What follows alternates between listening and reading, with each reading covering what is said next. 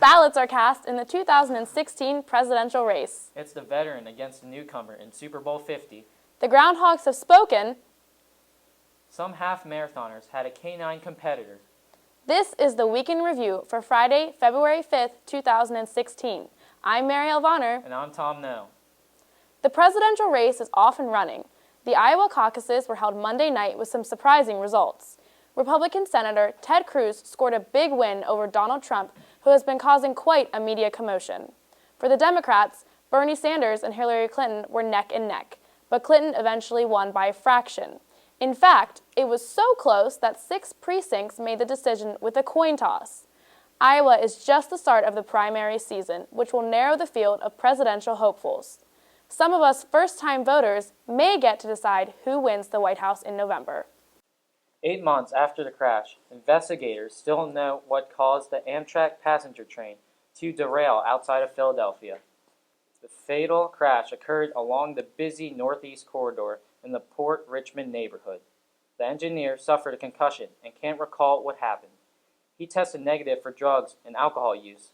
Investigators can't explain why the train was going 106 miles per hour around the turn. That's twice the speed limit.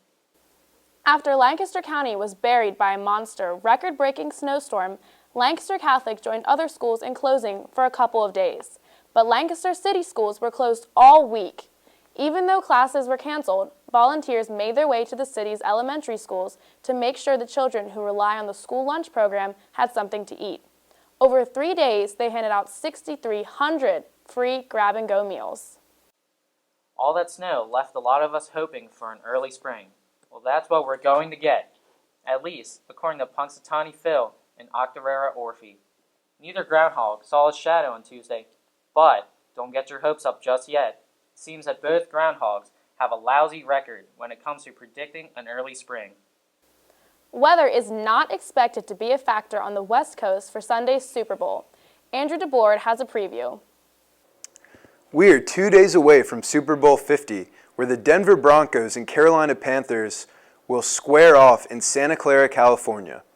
All eyes will be on the quarterback battle between veteran Peyton Manning and young standout Cam Newton.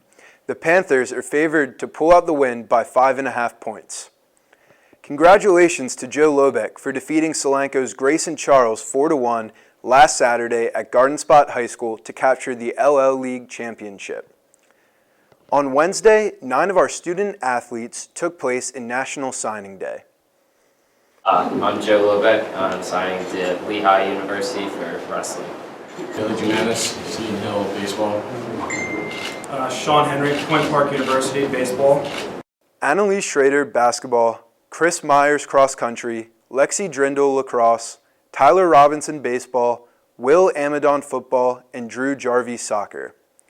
Our girls basketball team finished the regular season with just 1 loss, as well as going undefeated in Section 4.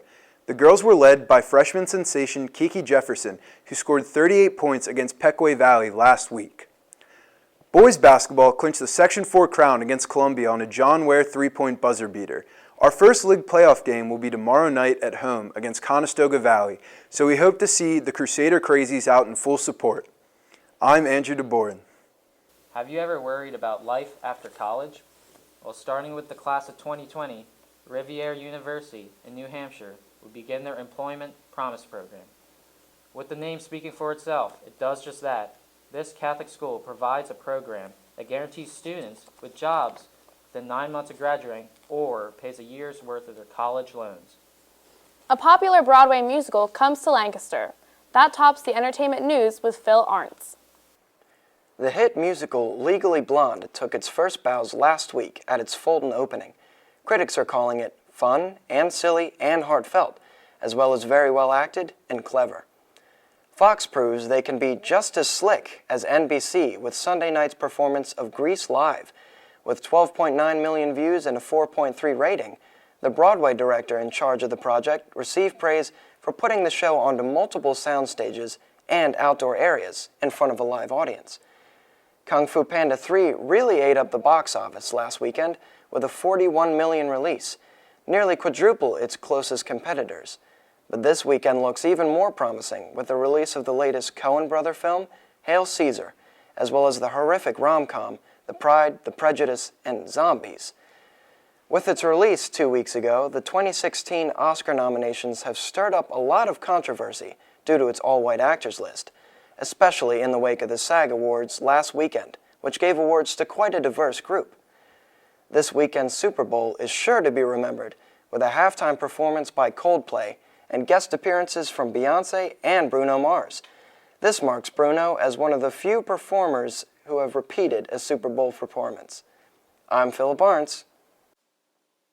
Finally, don't you just hate it when you let your dog out to use the bathroom and it decides to run a half marathon? Well, that's exactly what happened in Alabama to April Hamill. She led her bloodhound outside and it came back with a medal around its neck. The dog took multiple breaks by sniffing dead animals and trotting through creeks, but she still managed to run the 13.5 miles and finish in 7th place. And that's the Week in Review. Have a great weekend, Crusaders.